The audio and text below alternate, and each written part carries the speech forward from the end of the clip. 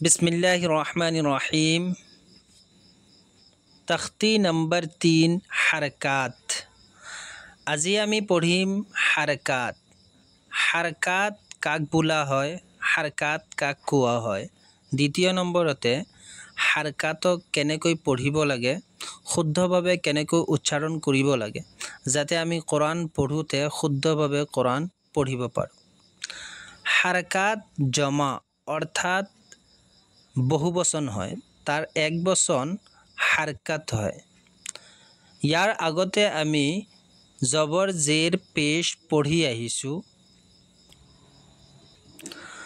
জবৰ এটা হৰকত, জেৰ এটা হৰকত, পেশ এটা হৰকত হয়। তিনিটাকে মিলাই হাৰকাত বুলি কোৱা হয়। দ্বিতীয় নম্বৰতে হাৰকাতক কেনেকৈ পঢ়িব লাগে। জবৰ জেৰ পেশ অৰ্থাৎ হাৰকাতক জলদি কৰি পঢ়িব লাগে, দেৰি কৰিব নালাগে। এইখিনিতে আমি এটা কথা জানি লওঁ যে আলিফ আৰু হামজাৰ মাজত পাৰ্থক্যটো কি। আলিফ সদায় সাকিন থাকে, অৰ্থাৎ তাৰ ওপৰত জবৰ বা তলত জেৰ বা ওপৰত পেশ নাথাকে, আৰু যদি জবৰ জেৰ পেশ থাকে তেন্তে সেইটোক হামজা বুলি কোৱা হয়। জবৰৰ উদাহৰণ যেনে দাল জবৰ দা, দাল জবৰ দা যদি কোনোবাই পঢ়ে ভুল। ৰা জবৰ ৰা, ৰা জবৰ ৰা যদি পঢ়ে টানি পেলে তেনেহ'লে ভুল। চিন জবর সা, যদি টানি পেলে চিন জবর সা পঢ়ে তেন্তে সেইটো ভুল। ইয়াৰ আগতে আমি এবাৰ বানান কৰি পঢ়িছিলোঁ, দ্বিতীয়বাৰ আমি ৰিডিঙত পঢ়িম। দাৰাসা, ৱাদা, আবাদা, কাসাবা, দাখালা, বালাগা, ৱাজাদা, সাজাদা। জেৰৰ উদাহৰণ যেনে ইবিলি, হামজা জেৰ ই। ইয়াক আমি হামজা পঢ়িছোঁ কাৰণ আলিফ সদায় সাকিন থাকে, তাৰ ওপৰত বা তলত যদি জবৰ জেৰ পেশ থাকে তেন্তে সেইটোক হামজা বুলি কোৱা হয়। সেইকাৰণে আমি হামজা জেৰ ই পঢ়িছোঁ। হামজা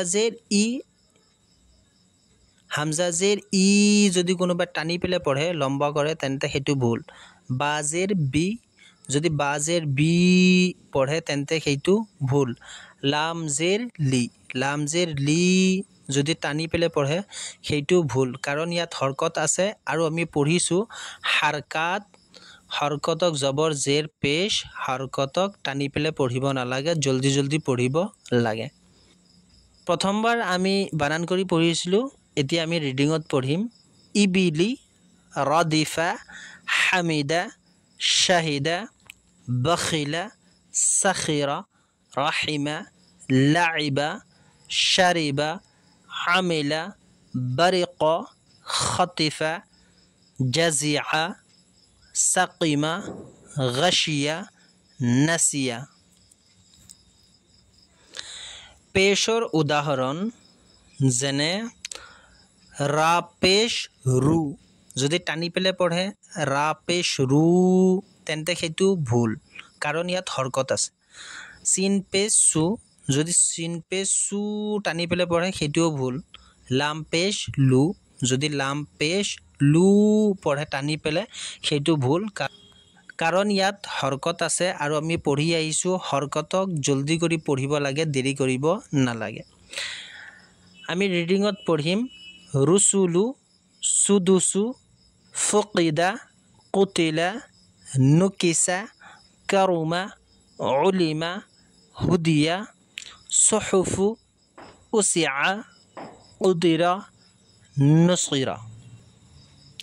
দ্বিতীয়বাৰ আমি ৰিডিং পঢ়াৰ চেষ্টা কৰিম। যদি আপোনালোকৰ ৰিডিং পঢ়োঁতে অসুবিধা হয় তেন্তে এবাৰ দুবাৰ তিনিবাৰ বানান কৰি ল'ব আৰু ৰিডিং পঢ়াৰ চেষ্টা কৰিব, যাতে আমি কোৰাণ পঢ়োঁতে আমি শুদ্ধভাৱে আৰু স্পীডত ৰিডিং পঢ়িব পাৰোঁ। আল্লাহ তাআলা আমাক সকলোকে কোৰাণ পঢ়িবৰ কাৰণে তৌফিক দান কৰক। আমিন।